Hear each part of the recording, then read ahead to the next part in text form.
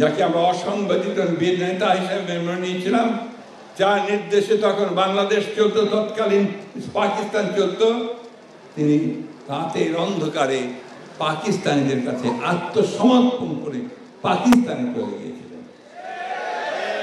আওয়ামী লীগের সব নেতৃবৃন্দ তারা পালিয়ে ভারতে গিয়ে আশ্রয় নিয়েছিল, আর আমাদের লক্ষ কোটি মানুষকে অরক্ষিত রেখে কোন দিক নির্দেশনা না দিয়ে সেদিন তারা পালিয়ে গিয়েছিল। আমাদের আজকের এই দিনের সঙ্গে কিছু মিল আছে। তাদের নেত্রী শেখ হাসিনাও জনগণের যখন তারা করেছে, জনগণ যখন তাদের পেছনে রুদ্ররোষে ছুটে গেছে, তখন তারাও সেদিন তাদের সেই দলের নেতা কর্মী সবাইকে অ্যাবান্ডন করে চুপ করে হেলিকপ্টারে করে ভারতবর্ষে গিয়ে আশ্রয় নিয়েছেন।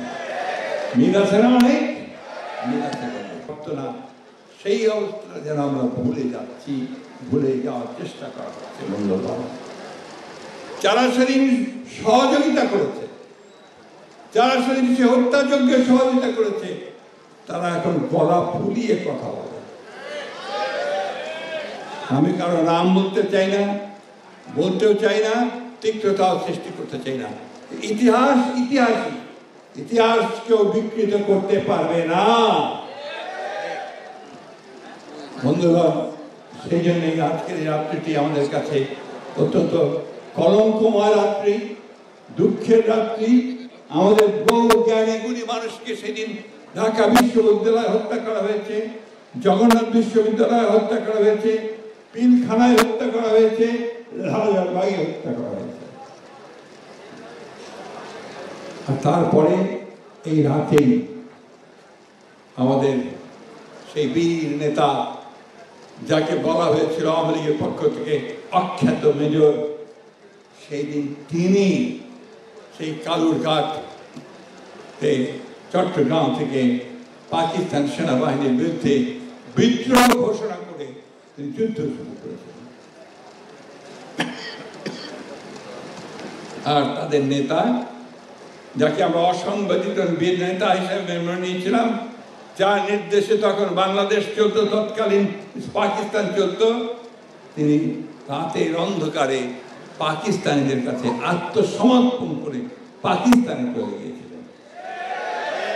আওয়ামী লীগের সব নেতৃবৃন্দ তারা পালিয়ে ভারতে গিয়ে আশ্রয় নিয়েছিল, আর আমাদের লক্ষ কোটি মানুষকে অরক্ষিত রেখে কোন দিক নির্দেশনা না দিয়ে সেদিন তারা পালিয়ে গিয়েছিল। আমাদের আজকের এই দিনের সঙ্গে কিছু মিল আছে। তাদের নেত্রী শেখ হাসিনাও জনগণের যখন তারা করেছে, জনগণ যখন তাদের পেছনে রুদ্ররোষে ছুটে গেছে, তখন তারাও সেদিন তাদের সেই দলের নেতা কর্মী সবাইকে অ্যাবান্ডন করে চুপ করে হেলিকপ্টারে করে ভারতবর্ষে গিয়ে আশ্রয় নিয়েছেন। মিল আছে না অনেক, মিল আছে। এটাই হচ্ছে চরিত্র। ওরা যখন দেখে যে জনগণ ক্ষেপে উঠছে, রুষে উঠেছে, আর সামলানো যাচ্ছে না, তখন তারা পালিয়ে যায়, মানুষকে পুরোপুরিভাবে একেবারে অরক্ষিত রেখেই পালিয়ে যায়। বন্ধুগণ, 1971 সাল আমাদের জন্য আমরা যারা 1971 সালে স্বাধীনতা যুদ্ধ করেছি, আমরা যে একটা স্বাধীন ভূখণ্ড ছিনিয়ে নিয়ে এসেছি, পাকিস্তানের শোষণ, নিপীড়ন, নির্যাতন থেকে, তাদের হাত থেকে বের করে আমরা যখন একটা স্বাধীন মুক্ত বাংলাদেশ তৈরি করার জন্য যুদ্ধ শুরু করেছি, আমাদের কাছে নিঃসন্দেহে এটা অত্যন্ত আবেগের, অত্যন্ত আমাদের হৃদয়ের একটা যন্ত্রণার মধ্য দিয়ে আসা একটা ঘটনা। আমরা এটাকে ভুলতে পারি না। সেই জন্যই আমরা এটাকে সবসময় মনে রাখার চেষ্টা করি। শহীদ প্রেসিডেন্ট জিয়াউর রহমান সেদিন আমাদের দিক নির্দেশনা দিয়েছিলেন। আরেকজন মহান নারী, যার কথা আমি বারবার বলি, যিনি সেই দিন যখন শহীদ প্রেসিডেন্ট জিয়াউর রহমানের ক্যান্টনমেন্ট ছেড়ে চলে গিয়েছিলেন, তার স্ত্রীকে একা ফেলে রেখে, দুটো ছোট সন্তানকে রেখে, তখন এই নারী সেদিন কিন্তু রুখে দাঁড়িয়েছিলেন। তিনি সৈনিকদের বলেছিলেন যে জিয়াউর রহমানের নির্দেশ ছাড়া তারা অস্ত্র সমর্পণ করবে না। এরপরে তিনি তাদের 2 বাচ্চা হাত ধরে ঢাকায় চলে এসেছিলেন লুকিয়ে বোরখা পরে, এবং ঢাকায় তিনি গ্রেফতার হয়েছেন পাক সেনাবাহিনীর হাতে, এবং দীর্ঘ 9 মাস তিনি কারাগারে ছিলেন শেষ দিন পর্যন্ত। সেই জন্যই আমি সবসময় বলে থাকি, প্রথম নারী মুক্তিযোদ্ধা যে কেউ থাকে সেটা হচ্ছে দেশনেত্রী বেগম খালেদা জিয়া। বন্ধুগণ, দীর্ঘ করবো না, কিন্তু কতগুলো কথা বলার প্রয়োজন আছে। আমাদের পুরনো স্মৃতিগুলোকে নাড়িয়ে দিতে হবে। আজকাল জেনারেশন জানে না অনেকগুলো কথা। কত বড় ধৃষ্টতা তাদের যে তারা জিয়াউর রহমানকে নিয়ে পর্যন্ত প্রশ্ন করে। ধিক্কার তাদেরকে, যারা নিজের ইতিহাস জানে না, তারা জনগণের জাতির কোনো কল্যাণও করতে পারবে না। ইতিহাস জানতে হবে।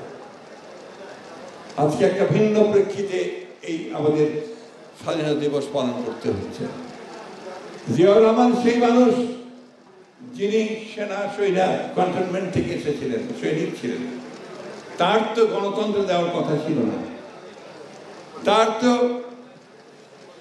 মিডিয়াকে স্বাধীনতা দেওয়ার কথা ছিল না। যাদের দেওয়ার কথা ছিল তারা দেয়নি।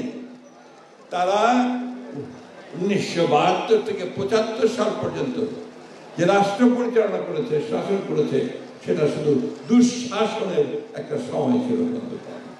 সেদিনও 30,000 সৈনিক, যুবক, ছাত্রকে হত্যা করা হয়েছিল। সেদিনও সমস্ত পত্রিকা বন্ধ করে দেওয়া হয়েছিল। একদলীয় শাসন ব্যবস্থা বাকশাল প্রতিষ্ঠা করা হয়েছিল। এটা বারবার বলতে হবে, বারবারই কথা বলতে হবে, মনে করতে হবে। আওয়ামী লীগ কখনোই গণতন্ত্র বিশ্বাস করত না। আওয়ামী লীগ সবসময় গণতন্ত্রকে ধ্বংস করেছে। সুতরাং আওয়ামী লীগকে আর কোন গণতান্ত্রিক সুবিধা দেওয়ার কথা আমরা চিন্তা করতে পারি না। বন্ধুগণ, জিয়াউর রহমান অতি অল্প সময়ের মধ্যে এই দেশে, যেটা খসরু সাহেব বলেছেন, তিনি সংস্কার করেছেন। একদলীয় শাসন ব্যবস্থা থেকে বহুদলীয় গণতন্ত্র নিয়ে এসেছেন, মাল্টি পার্টি সিস্টেম নিয়ে এসেছেন। তিনি মিডিয়ার স্বাধীনতা দিয়েছেন, সমস্ত পত্রিকাগুলোকে খুলে দিয়েছেন, একটা গণতান্ত্রিক চর্চা শুরু করেছেন। তিনি অর্থনীতিতে বহুমাত্রিক অর্থনীতি সৃষ্টি করেছেন, অর্থাৎ বেসরকারি মালিকানাকে নিয়ে এসেছেন, মুক্ত বাজার অর্থনীতি তিনি শুরু করেছেন, রিফর্ম নিয়ে এসেছেন। রিফর্মের শুরু তো শহীদ প্রেসিডেন্ট জিয়াউর রহমানের হাত থেকে। আজকে যারা রিফর্ম বলছি আমরা, আমাদের মনে রাখতে হবে যে রিফর্মের প্রথম শুরু করেছেন শহীদ প্রেসিডেন্ট জিয়াউর রহমান।